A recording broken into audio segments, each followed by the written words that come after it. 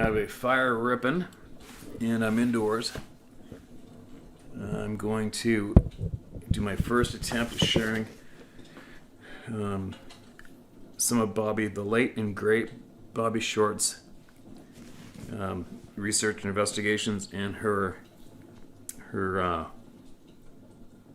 interviews with numerous people who are involved with killings of these Sasquatch beings. All right. Now, this is sent to me from one of Bobbie's close friends, a true saint, true angel in our lifetime today. I have to keep her name private. And I've got a whole pile of correspondence here. I have a book of Bobbie Short. I have a copy of Bobbie Short's unpublished book, and I have these. I have a handful of these papers, which discuss numerous killings of these things. All right. So let's try one and see how it works out. And you don't need to stare at my ugly mug indoors while I read. So maybe I'll throw down a bunch of outdoor clips for you to gaze at while you listen to this. All right. So the first, what is it? 1, 2, 3, 4. There's close to 4 full pages of the description of who these people were, where she met them from, a little bit of the background, and but what I think I'll get right to the meat of this. All right, because it's going to be fairly detailed. I'm not sure how long it's going to take. Now, what Bobbie did was she wrote down questions and answers. I mean, every single word that was spoke between her and the person she interviewed, every single word she wrote down. All right? So, let's just pretend we're involved in the conversation. And here we go. So I'll take it about halfway down this 3rd or 4th page. And it says, one of those first Bigfoot reports I received in those early days was from Paul Wilson, who told me about an incident published in Rocky Mountain News. It involved a witness named Dan Messias from the Green Mountain Falls, Colorado area. Messias reportedly saw 2 hair-covered beings on March of 1987. And the interesting part of that news item to me was that Messias said that both the creatures were blonde. The track of one of them showed it was crippled, similar to the more famous Bosberg, Washington cripple tracks that a butcher by the name of Joe Rhodes found leading out of the garbage dump in 1969. My encounter was all I knew about the coloring of the Sasquatch, and the one I saw was dark-haired, not blonde. I had not anticipated so many color variations within the Sasquatch population. I was intrigued. Were all the Rocky Mountain Bigfoot blondes? At the time, I didn't know. We all have a starting point. This is the part of my early day processing. It was part of my awakening to a broader sense of what I would hear and observe in the years coming. Wilson, who claimed he was a far distant cousin to Brian Wilson of the singing group The Beach Boys, could cite popular music titles and the years they were on the charts for how long. He was an avid bow and rifle hunter, often hunting in the forests of the Rocky Mountain Range, from the Gunnison on the western slope of the Colorado to the Sangre de Cristo Mountains Range on the eastern slope. But his favorite hunting ground was in the Wind River Mountain Range of Wyoming. It was his home turf. It was a full year later that I first heard him talk about his early life as a kid on the Wind River Reservation where he was raised.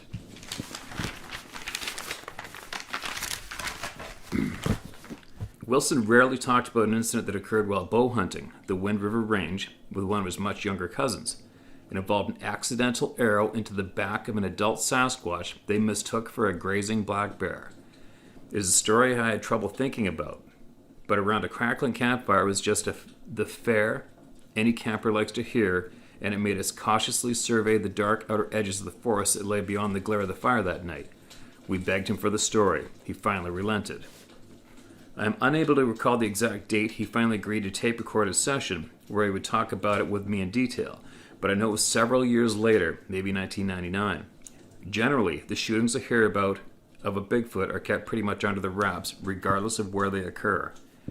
You will notice in the following interview I wasn't much interested in how the killing came about, as I was in the description of the Bigfoot that Paul had pigeonholed away in his memory. That pretty much tells you where my head was. Why was this important? At the time of this interview, the ape hypothesis was in full swing. Any description tossed around in Bigfoot circles that deviated from the ape theorem was intensely ridiculed. Those who dared to express an opposing opinion received glares of disapproval. Some were even discredited. Yeah, go figure, eh, Bobbie? Go figure. So it was that with a bit more belligerent air I hassled Wilson, unashamedly, for this interview. The details he saw on the corpse were at the time crucial to my early research. The detail he described is important for those who had ears to hear. After removing that arrow from its body, Wilson actually surveyed it, taking notice of its aesthetic appearance. I hope you find his details interesting as I did. Their narrative begins with Paul and one of his cousins hunting one fall day on the sloped canyons of the Wyoming Rockies. Both were in their late teens, Paul barely 18 years old. Sliding down an embankment, they caught sight of a dark figure down low in the tall grass, its backside a bit up in the air, facing two boys. Paul thought it was a big bear. It was not. The description he gave of the Sasquatch was as detailed as I ever received, and I have not read or heard anything like it since. Wilson is graphic in his detail.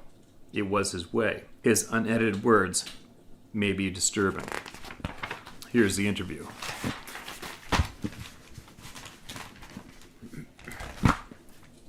After an exchange of niceties and half an hour devoted to Paul's great love of the music and his hand-painted miniature soldier collection, we got down to the description of the Sasquatch corpse. Here's the abbreviated portion of the recorded interview. So I guess how it's written down on a piece of paper. So each time Bobbie speaks, it's just a B, and then she speaks, and the next one's P for Paul. So I guess I'll just read their full names ahead of each sentence, so you know who's saying what, right? Bobbie. Paul. So okay to record this, Paul? Paul. Yes, sure. Go ahead and record. Your name? Aaron Paul Wilson. Paul, let's talk about the Sasquatch shooting. I would really like to record just the physical description before it gets by us again, as best you remember the creature. Paul. Sure. Okay, yes, ma'am. What would you like to know? Where do we start? Nothing else to do. Snowstorm here today. About a half foot on the ground already. Blizzard conditions. Got Patti LaBelle going in the background. Should I put some Doobie Brothers on to play? Bobbie. Sure, play the Doobies. What a Fool Believes, playing in the background. You ready? Okay, Paul. It's face. You got a good look, right? I mean, you can give me details. I'd like to compare. Can you turn the volume up? Paul. Yes, ma'am. How's that? Do you hear it okay? Details. His eyes were open, and after he died, sort of glazed over. The wincing around the eyes relaxed as he passed. Bobbie. I know, Paul. That's tough to watch. It makes you feel like they're watching you. So the eyes talk to me. Did the creature have whites around his eyes? Like a Sierra? Paul. Yes, ma'am. Only you would think to ask that. There was white around brown eyes, if I remember right. Big eyes, like surprised eyes. There were no wrinkles or scars or anything like that. Nothing unusual, not deep set like. Laughing. Bobbie. The argument I encounter is that the face is ape-like. Krantz says Gigantopithecus. What's your impression? Bracket. Krantz was alive at the time of this interview. End bracket. Paul. Look, this is no bear, it was no ape. This thing had a beard like any man on the street, and he never shaved. You know, like the beard of an indigent man. You see, it was, well now, ape-like would be maybe his forehead. It was wide and thickly eyebrowed. The rest was like any man with a strong jawline. And what would Krantz know? According to his book, he never saw a Sasquatch. These knee-jerk PhDs show their ignorance when they take a stance on something they've never seen. That's science for you, ma'am. Wilson's rant on Krantz edited out. Okay. Bobbie. You're ranting, Paul, like to Hinden. Cut it out. Come on, I want to ask about the nose, Paul. Talk to me about the nose. What did it look like? Paul. His nose was large and bulbous tipped. You know, it fit the face okay, and I didn't see anything unusual about it. A big nose, of course. Bobbie. But about the nostrils. Which way did the nostrils open? Like, open-faced nostrils like the gorillas? Or maybe face downwards? Or did his nostrils face forward like a bear or a bloodhound? Which way was the opening of the nostrils, if you remember? Paul. Well, you mean, I see. The two nostrils opened downward, just like mine, and hairs grew out of his nose onto the upper lip. And, that had, a mustache that was quite thick. What color were the nose hairs and mustache? Ma'am, his nose was quite large. Yes, big-nosed fella, but normal looking for his size. He was a big fella. Nostrils wide open, face downwards. Yep, the hairs were black as pitch, and if you're puzzled over hairs growing out of his nose, you'll love this. He also had hairs growing out of his ears. Black hairs. Bobbie, huh? Come on, get serious. I don't believe you. Laughing in disbelief. But I guess I've seen hair and ears. I can't remember who at the moment, but I know it happens. But, Paul, you said hair grew out of his nose, like... Paul, yes, exactly. Out of the nostrils onto the upper lip. Some hairs around the creases of his nose, too. Geez, Paul, you should have been a mortician. You're really good. Much laughter. Nope, I don't much care for dead things. Bobbie, hard to imagine. Both hard to imagine. Paul, yeah, I know, but it did. Bobbie, so the mustache, it was trimmed? No, ma'am, it wasn't. Trimmed? Now who's shitting who here? Laughing. Bobbie, that's weird. So the mustache just grew over its mouth like? Paul, yes, but seemed... So, Paul, back to the nose. I've seen sketches done by artists of open nostrils facing forward. You know, like open, like gorillas. You know, open forward, would you say?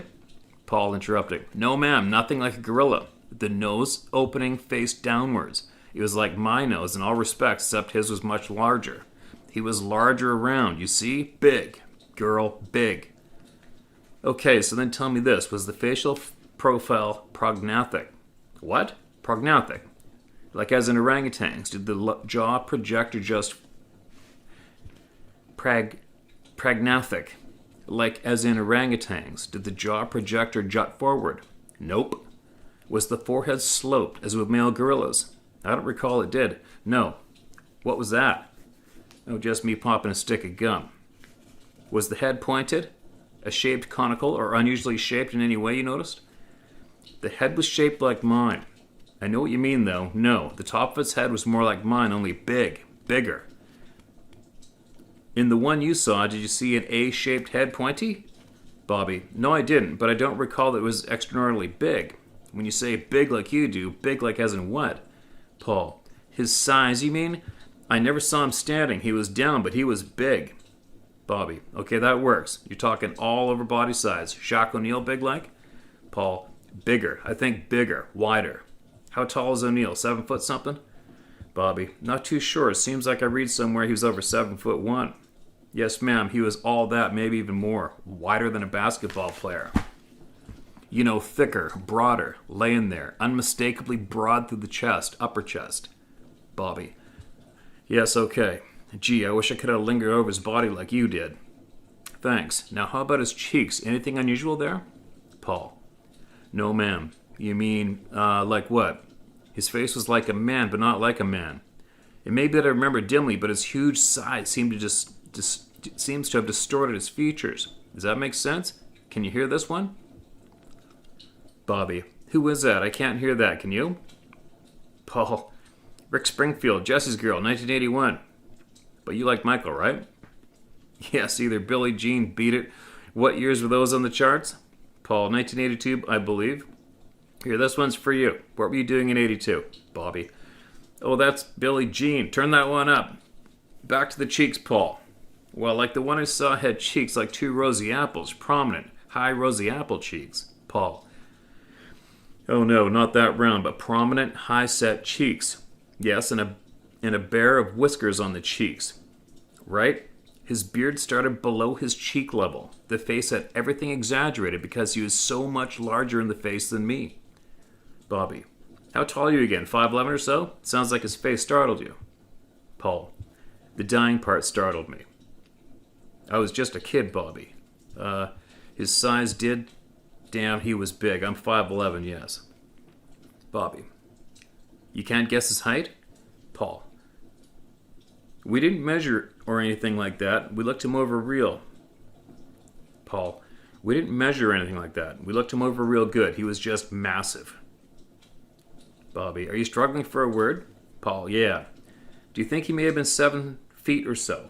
Oh, hell yes, then some. Width of his shoulders was... Some of the males get big, I hear. This guy was... Bobbie, I get it. The massiveness is hard to imagine. Was there hair on the forehead? Paul, yeah, hard too. No, ma'am, no hair on the forehead. But he had a mess of hair, all tangled. You know, not groomed or anything. The hair on his head was thick, long, and it fell over and on into his face. There were stickers and leaf matter stuck in the back of his head. Bobbie. Oh, you mean like dreadlocks? Paul. Dreadlocks? You mean like Whoopi Goldberg dreadlocks? Dreadlocks? No, ma'am. His hair was, matted, tangled, oily, dirty. Really? Had the hair been cut? Yeah, messy. No, not cut. That I saw. Receding hairline. Hair fell over his face some. His ears showed through. Hair on the head was thick and black. Bobbie. So he was on his side or laying how? Tiny ears? No, ma'am. We turned him over. The ear I saw was smallish. For as big as he was, the ears were, pausing, like any. Not pointed like Spock or anything like that. Laughter.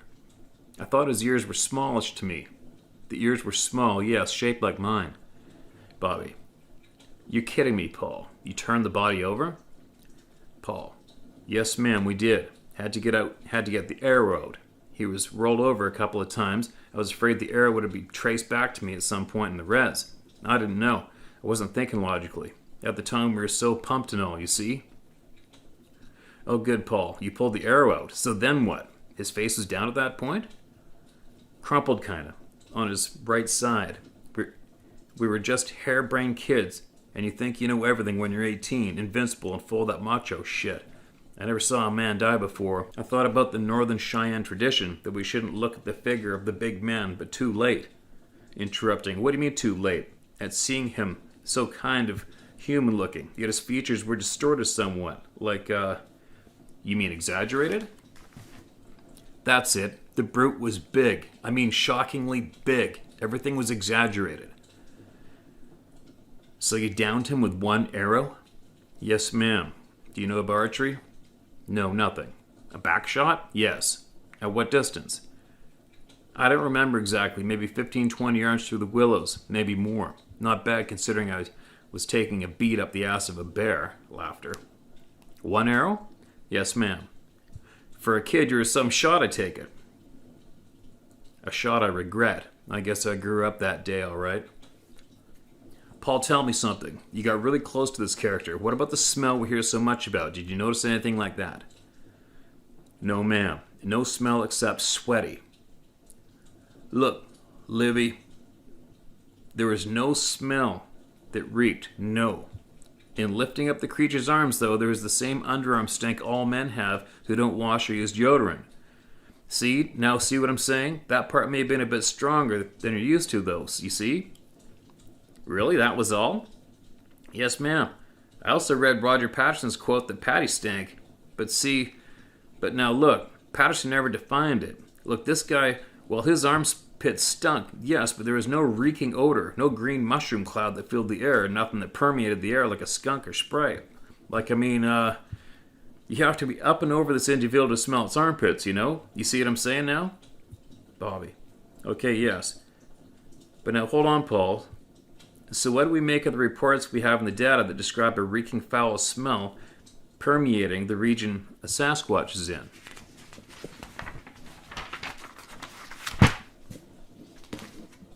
I don't know. I just don't know. There's no accounting for some things.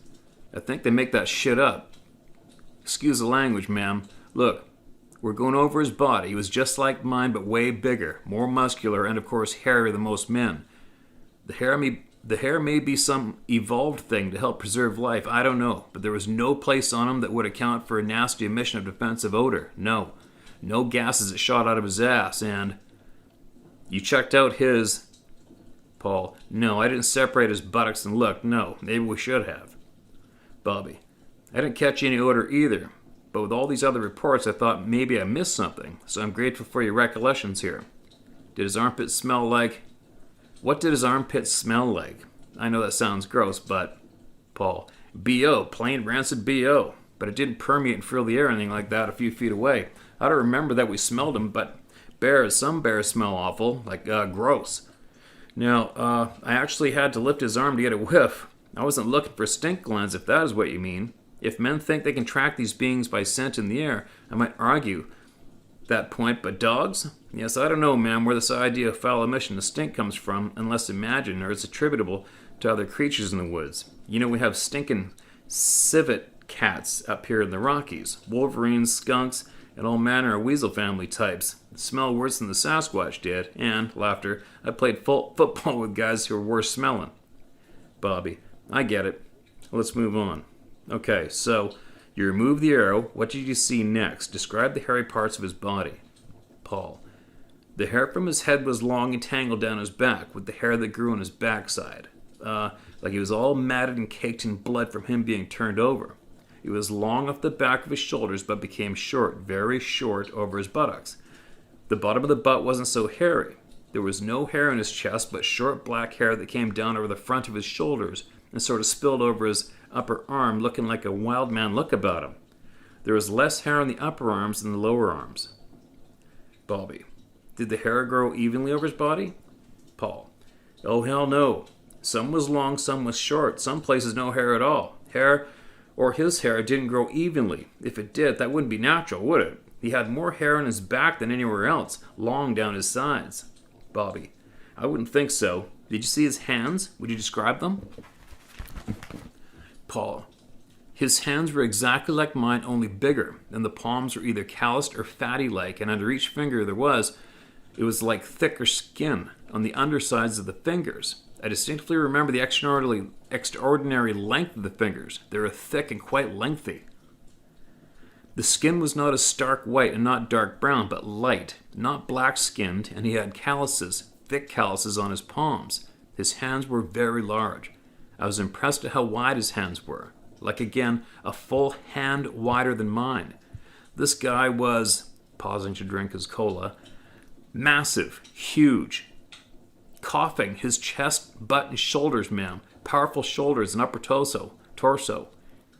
I can't think of, another word than powerful. I can see why people are stunned or scared seeing these guys standing upright. Let me tell you, the sight was impressive. Bobbie, you're impressed by the size. I can tell, laughing.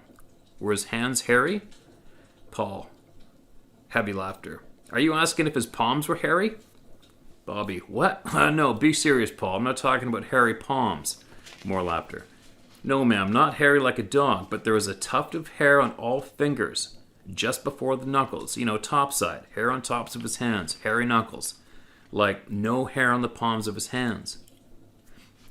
No hair on top of his hands? Really? I get the feeling they were all haired differently.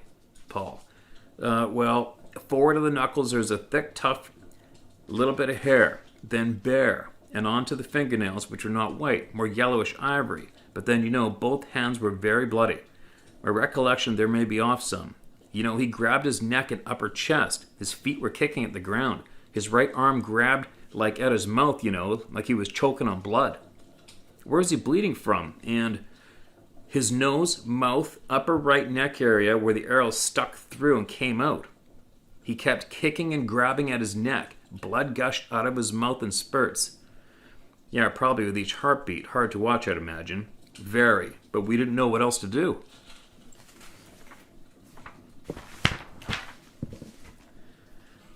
Bobbie, what did you do? Do you remember what he did next? What did you do? Do you remember what you did next? After the shot, we crept up quietly and watched him flail around there for only a moment. Then for me, I realized this wasn't no black bear and I didn't know what I had done. A god-awful sight I remember now. Were you afraid of him at that point? No, not afraid, but shaken up. I seen he was mortally wounded. His kicking slowed way down, but the grabbing at his neck and coughing, choking, and spitting blood kept up for maybe 3 or 4 minutes. It wasn't long, but in a kid's world it seemed like forever. Was he making any noise? Oh, hell yes. He was mostly choking, drowning, I guess. I seen deer drown like that one lung shot before. I saw an elk with an arrow in the neck dancing around trying to shake it loose. He bled through the nose and mouth just like this one was doing. You almost have to take another shot then, but I knew somehow instinctively maybe the Bigfoot was done for. His big arm sort of fell limp by his side then. The bright red bubbles stopped coming out of his mouth and his chest stopped heaving. No more convulsing. The look of terror on his face relaxed and no longer afraid. I was plenty shaken up though and got down on one knee beside the thing and I told him I was sorry. I was barely 18. I thought I knew everything, Bobbie, where was your cousin at that point? Paul, he was standing down by his feet, crying, freaked. Nothing was said. I knew I'd killed something sacred to the Wind people. An awful moment. Then finally a gust of air shot out of his mouth, and this bright red stuff flew up in his face and into his hair, and his twisted body relaxed. We were transfixed, I guess shocked, as the creature lay there dead. I stared. He had nothing within him. There was just him and us, and now, quiet-like, not moving. There was no sound, no birds, no crickets, just wind in the willows, carrying his spirit to rest. Where was this again? Western Wyoming. Dead air on the phone. Dynamite elk country. I have a friend up there in elk country who claimed a Bigfoot sighting 10 years ago. Bobbie. What year was that? Probably the 1980s. Okay, so back to the male issue. Come on, genitalia. Yes, ma'am, he was male. His unit was unusually thick and quite long, flaccid, hanging right down about 7, maybe 8 inches in that condition. He was not circumcised, of course. He had one big testicle and the other one was evidently twisted back under the other. I didn't see that. A lot of hair, you know. I don't recall. Then he started dribbling urine and he died and continued leaking fluid out until we buggered out of there. Paul, you touched him? Yes, ma'am, I did. Curiosity, you know. We were just kids after all. It was a stupid curiosity thing, ma'am. I had to be sure he was a man. I never saw a dead man before. This was no creature. This is no animal, ma'am. It was a man. Man-like. Like me, but some different. The hair will throw you. I didn't expect this. I didn't think this was a man when I pulled back to set my bow. No, ma'am, I didn't. He had to have been down on his knees, bending over, ass towards me. The black hair threw me. No, I don't know now. From that distance, he was a bear grazing. The shot was taken through willows and heavy brush, you see? All I could think was, take the shot. Take the effing shot. Sorry for the language, ma'am. And I wouldn't take that shot today. Back then, I was very young and excited. Highly charged kid. Bending over like he was. He looked just like a grazing bear with his back to us. Ass in towards me, head down. Bobbie. Sounds like what Clayton Mack said during a grizzly hunt he was on with a client from Montana. Did you ever read Grizzlies and White Guys? He also described sneaking up on a bear, what he thought was a bear, until it stood up and faced him. Paul. No, I don't think I know that story. Where was this? Bella Coola, BC. Okay. Well, anyway, he was alive when you touched him. No, he was dead then. The genitalia, was it black-skinned? No, he could pass for a Northern Cheyenne man like me. Thick black pubes around there and very large, but he was altogether a big man. His size was overall something to be believed. I'm guessing 8 or 9 feet tall. Did you ever see him standing upright? No. Even when you walked up on him, he was already down on all fours? Yes, that's right. I never saw him upright. But what about when you walked up on him? You said he was moving? Yes, ma'am. You mean after I took the shot? Well, yes, he was alive and was groaning. Deep noises. He was gurgling, struggling to breathe. He was dying, ma'am. You know how that is? We were supposed to see him instead of what I thought. He wasn't the bear. I thought a shot, or a bear. The shot was supposed to be... Imagine how shocked we was at seeing. Just effing shocked. Pausing. You know, my knees buckled seeing him on the ground like that. I felt sick to my stomach. We had a situation. That's when I dropped down on one knee beside him and shaking all over. Shock, I guess. Plain, unadulterated shock and disbelief. I got hot water rushing in my mouth like I needed to hurl. Damn. I haven't thought this deeply about it in years. Bobbie. I understand it was a tough situation. Do you want to take a break? No, ma'am, it was tough, yes. Well, hell, it's an awful thing to see. So Blood came out of his nose and mouth each time he tried to get air. He struggled, choked. You know, his body lurched forward like when you puke. That kind of lurching, and he kicked. I think the arrow caught a lung. The blood turned bright red bubbles. And when he got air, the bubbles blew out of his nose. Won't do anything to help him. He convulsed once or twice if I remember. No air was getting into that point. I can't. Then it was over. His chest stopped heaving. He stopped kicking. That was it. And so I got down on one knee and I said I was sorry.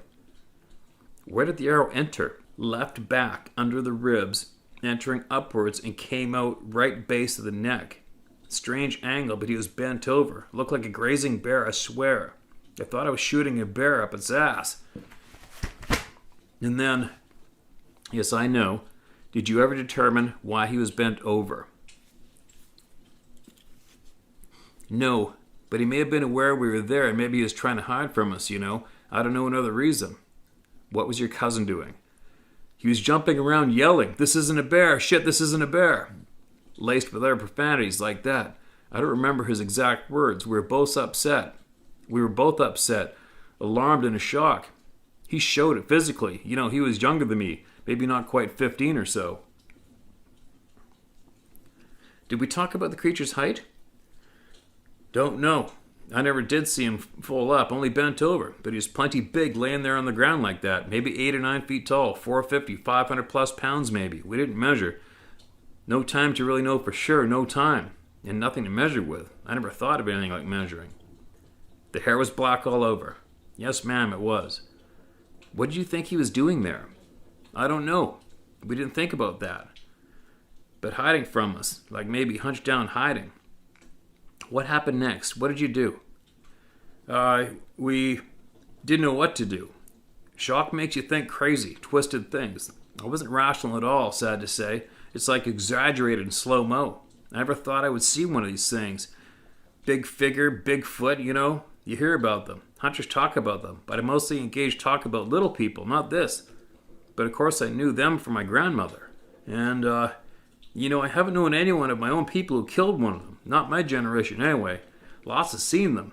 And, well, we have this saying among my people, the Northern Cheyenne and those who raised me on the reservation, that this is not a good omen.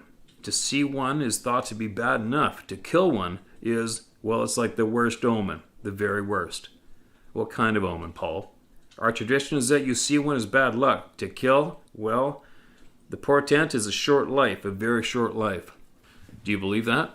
Yes. I appreciate you telling me about this. One last question, I'll let you go. Did you see his feet? Yes, ma'am, of course. He wasn't wearing polished, floor-shame, wingtop, shoe size 30. Uproarious laughter. I'm kidding. Funny man. You should have been a comedian, Paul. I think you were just waiting for me to ask that question, weren't you? Paul. I know. Yeah, I was. And you bit. Bobbie. I sure did. What can you add to what we already know from the tracks? What color was the skin on his feet?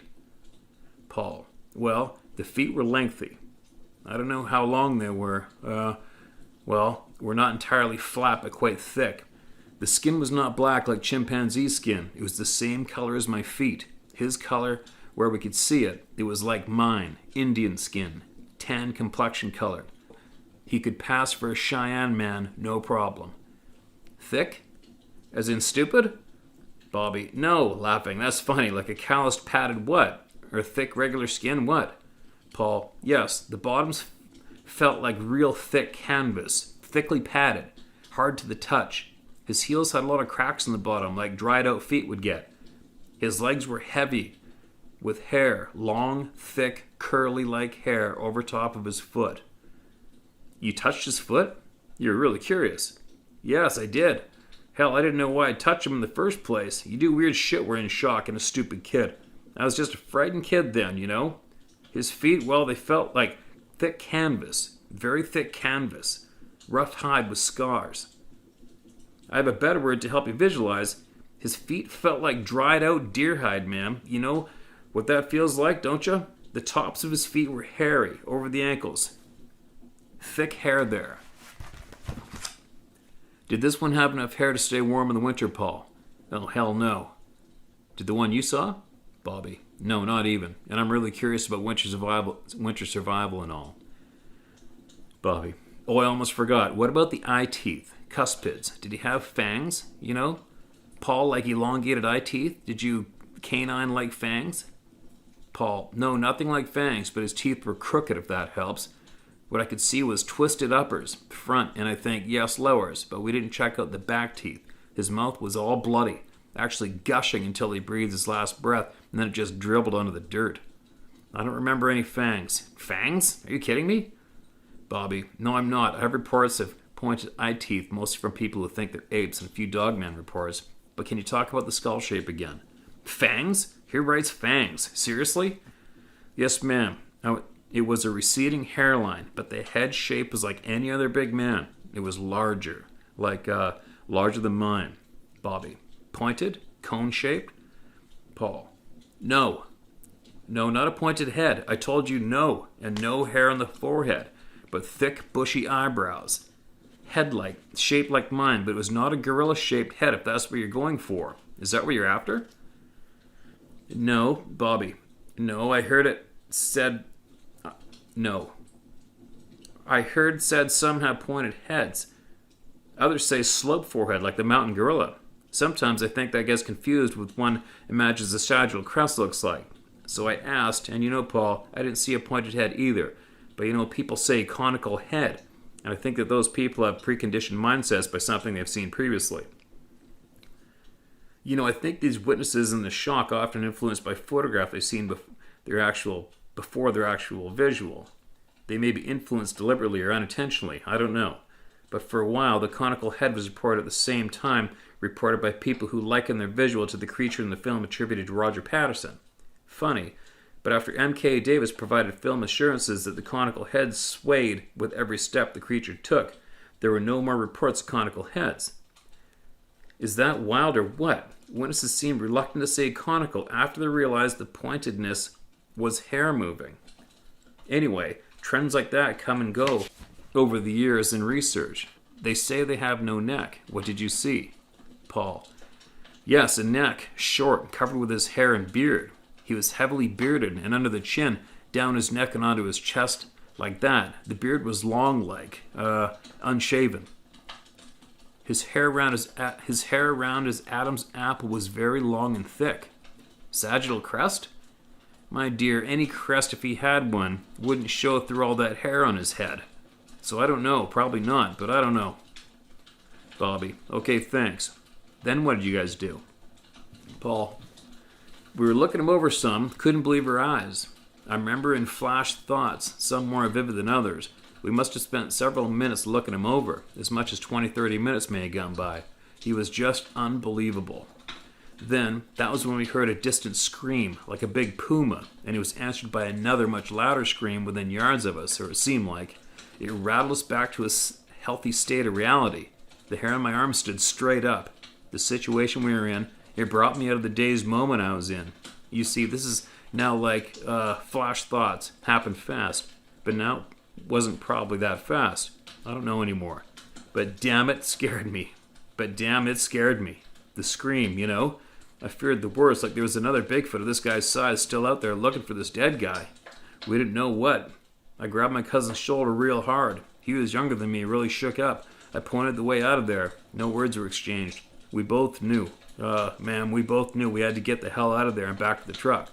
Boy, did we run. We reached the truck out of wind, dry mouth-like, running mostly, if you can imagine, nearly 2 miles back. Threw in the gear and put rubber the road. Bobbie. Have you ever been back there, Paul? Did you ever wonder? Paul. No, ma'am, never did. We hunted there after that, but never in the same region again. Bobbie. You think there are others there? Paul. Yes, damn straight. I think there's a tribe of them in those mountains. The hunting is always good there. There's plenty of water, wildlife, wild vegetation. They could range high and low in the valleys where we were that day and hardly ever be seen. The bush is thick. Never burned that I know about. No fires in there. Plenty of caves in the high country. Granite ledges there above the timberline. But you didn't see the others? No, we only heard their screams, which is when we bailed. Were you ever in those caves? Did you? Paul. Oh, sure. Lots of times as a kid. Some of those tunnels snake around those mountains for miles. Some very deep. We played in caves in the res, you know. But we never went in them deep. They were dangerous drop-offs in areas where the tubes got very small or were blocked from us getting around. Those caves got very cold in some. The wind whistled through and sounded really eerie like soft whispering or someone whispering. Spooky. I remember one time the winds really howled through those tubes. My older cousin thought it was a warning of some kind. Bobbie. Did you ever smell anything unusual in the Wind Bobbie? Did you ever smell anything unusual in the Wind River caves? Paul. Not that I remember. But then once in the Sangre de Cristo Mountains of southern Colorado in a place called Devil's Tube, there was the unmistakable smell of bacon cooking. It was always there. The place had no whistling wind. We heard it said those lava tubes eventually exited to the south somewhere in the lava fields, north of the Great Taos Plain. But we... then blank. And then it says the interview audio tape ends. And then Bobbie goes back into writing more, and she says, I dropped the ball by not asking Wilson what year all this took place, but my own calculations, I think it had to be around 1968 or 1970. He said he never spoke about it, and there's no particular reason for keeping that to himself other than he was ashamed of it. Paul was not overtly demonstrative. He didn't know it when he allowed this interview, but he would only live a little while longer. He died in his sleep October 5th, 2009. He was only 57. Just as he said, the omen of the Northern Cheyenne, which he said he believed in, foretold of a very short life for those who shoot a Sasquatch. As for Paul's cousin, he died when he was quite young while hunting bighorn sheep in the Wind River Range of Wyoming. Paul died in Aurora, Colorado. The bad omen of the Northern Cheyenne took Paul away too soon. I don't know what I think about the portent of good or bad signs of prophetic significance, but apparently this particular prophecy came true. I'm grateful for his Sasquatch description and a memory of a fine man whose path crossed mine. I hope readers benefit from his description. Wow. And there you go. There is the first time I've read one of the numerous killing reports and interviews that Bobbie Short wrote about and kept records of, and I have them in my hands. The next one's titled The Manitoba Shooting, the Canadian Moose Hunter Shooting. That sounds familiar. I think I've read about that one. And Bobbie goes on to read about this in great detail.